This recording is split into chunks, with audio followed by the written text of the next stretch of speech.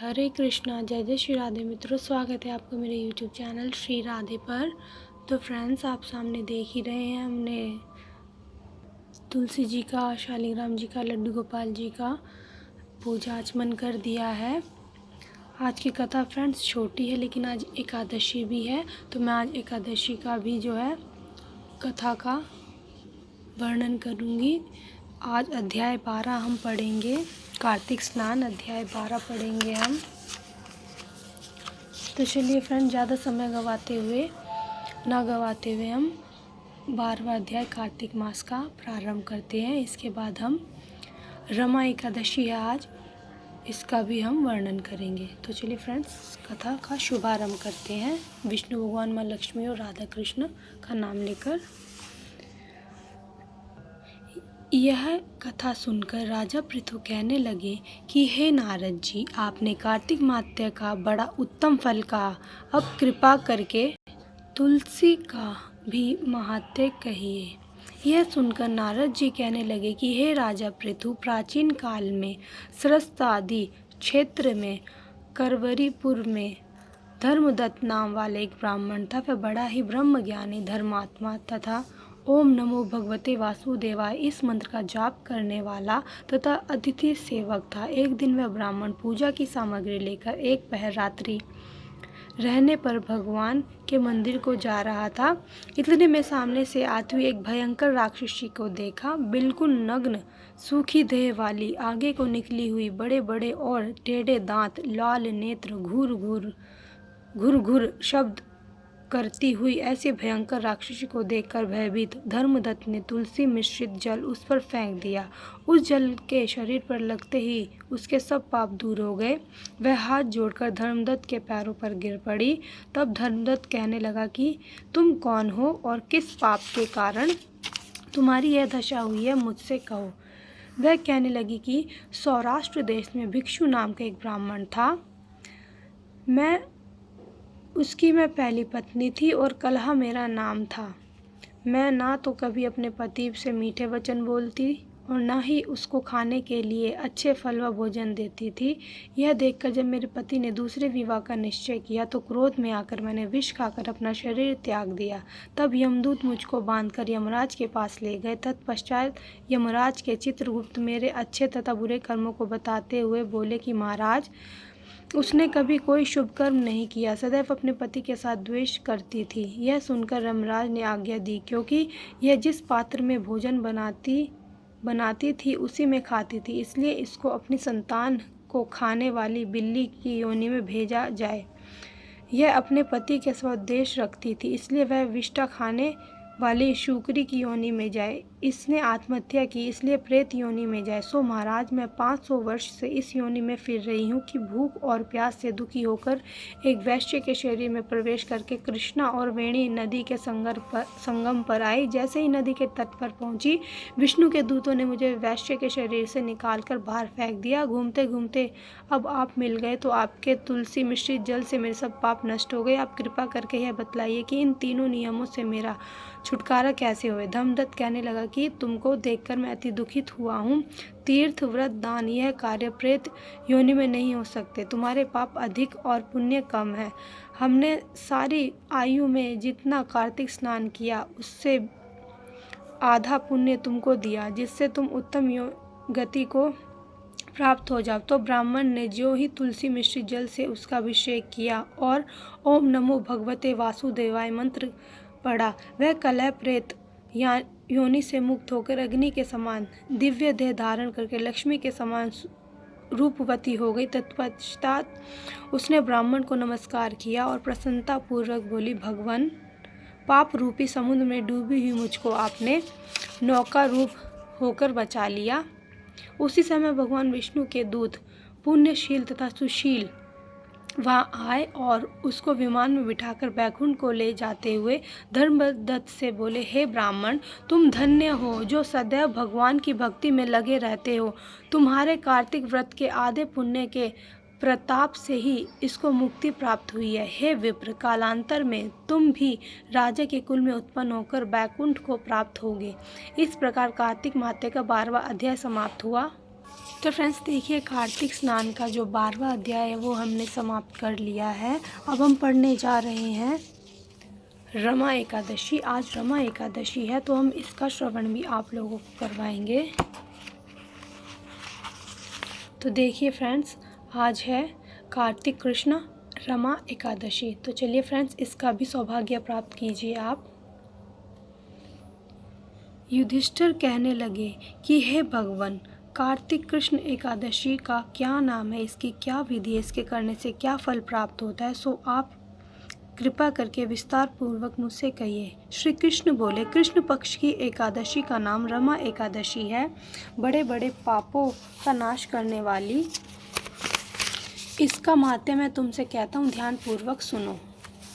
हे राजन, प्राचीन काल में मुचुकुंद नाम का एक राजा था। उसकी इंद्र के साथ मित्रता थी और साथ ही यम, कुबेर, वरुण तथा विभीषण के साथ भी मित्रता थी। वह राजा बड़ा धर्मात्मा, विष्णु भक्त और न्याय के साथ राज करता था। उस राजा के एक कन्या थी जिसका नाम चंद्रभागा था। उस कन्या का विवाह चंद्रसेन के पुत्र शोभन के साथ हुआ। एक समय वह शोभन श्वशुर के घर आया। उन्हीं दिनों जल्द ही पुण्यदायिनी रमा एकादशी भी आने वाली थी।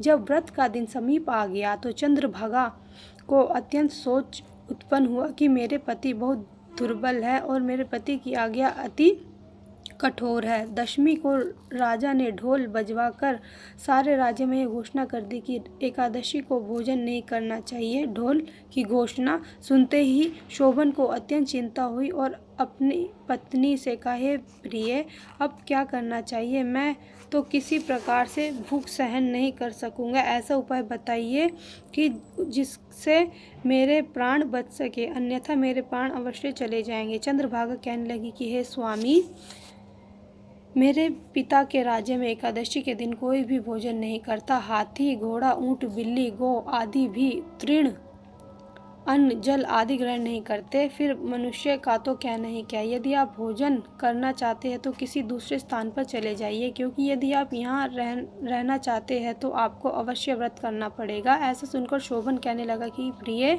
मैं अवश्य व्रत करूँगा, जो भाग में होगा वह देखा जाएगा। ऐसा विचार कर उसने व्रत रख लिया और वह भूख व प्यास से अत्यंत पीड़ित होने लगा। जब सूर्य नारायण अस्त हो गए और रात्रि को जागरण का समय आया तो वैष्णवों को अत्यंत हर्ष देने वाला था, परंतु शोभन को अत्यंत दुखदायी था।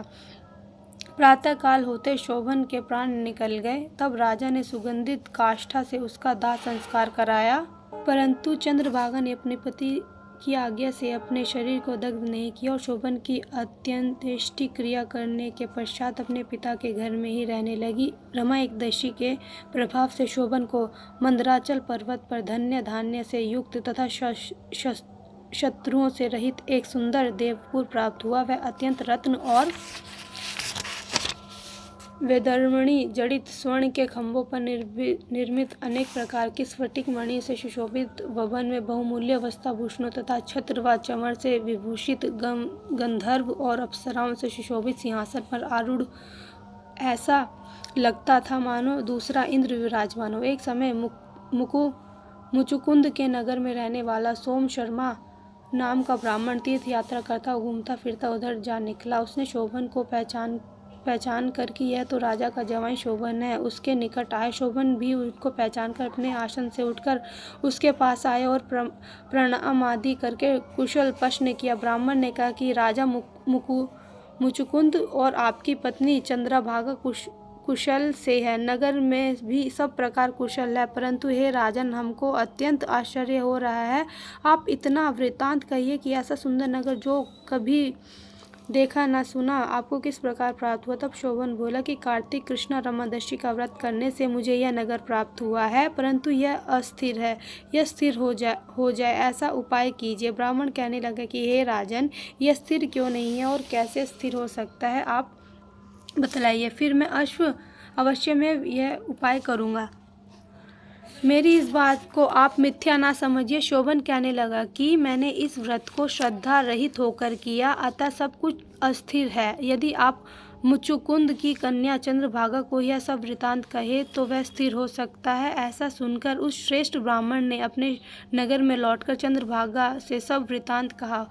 ब्राह्मण के वचन सुनकर चंद्रभागा बड़ी प्रसन्नता के साथ ब्राह्मण से कहने लगी कि ब्राह्मण, यह सब बातें आपने प्रत्यक्ष में देखी या स्वप्न की बात कह रहे हैं? ब्राह्मण कहने लगा कि हे पुत्री, मैंने महावन में तुम्हारे पति को प्रत्यक्ष देखा है, साथ ही किसी से विजय न हो ऐसी देवताओं के नगर के समान उनका शरीर भी देखा है। उन्होंने यह भी कहा है कि यह अस्थिर नहीं है, जिस प्रकार वह स्थिर रह सके सो उपाय करना चाहिए। चंद्रभागा कहने की, हे विप्र, तुमको मुझे वहाँ पर ले चलो।